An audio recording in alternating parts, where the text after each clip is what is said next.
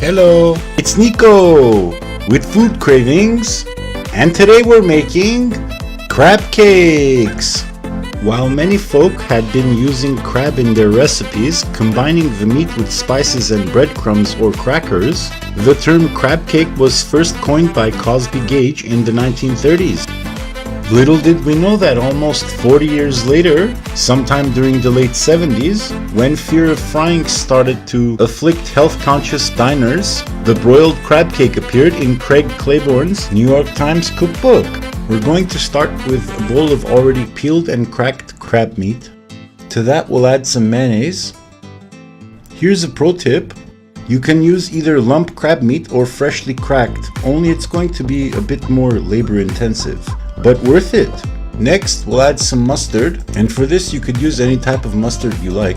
Then we'll add some celery and a bunch of other secret ingredients, along with some shallots and some freshly chopped tarragon. And the forecast called for some cracker rain. I thought I'd take this time to remind you, this is more of a learning / DIY cooking techniques video, with many tips and tricks, not to mention the best crab cake recipe ever.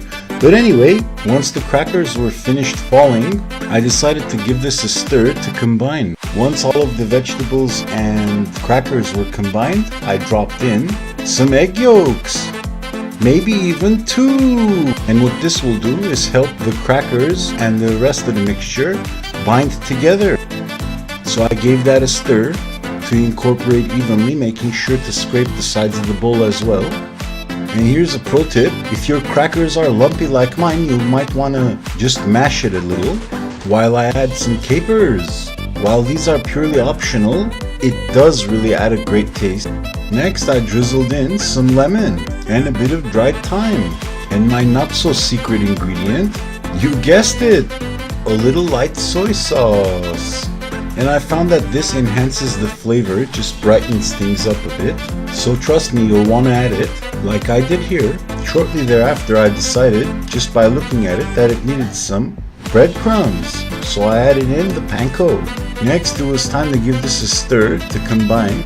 Once I accomplished that, it was time to add some parsley. And just in case you were wondering, what this will do is help counterbalance all of those flavors that we were building. And here's a reminder, why not go ahead and quickly subscribe to my channel and like this video and comment as well if you like what I'm doing. Okay, back to the recipe. After all that stirring, I finally decided to go in for a quick taste. And as the saying goes, it's always important to taste your food. So you'll be doing that in between steps. And by now, I'll just say one thing. Everything started coming together nicely. It was an even balance of a myriad of flavors that we've created. And finally, using the proper tools and techniques, it was time to build our crab cakes. But my ring mold started filling up automatically, which helped me unmold the perfect crab cake with a sample. The next thing I knew, I was assembling these myself. They were starting to look gorgeous. Just check this one out. I know. You're waiting for it. And that's Chef Nicko style. So I kept cranking these babies out one by one until I was completely done. Next, we were about to pop these babies in the center of a really hot oven. Approximately 425 degrees to be exact. And through the miracle of time, these were finally done. By now the kitchen was smelling heavenly.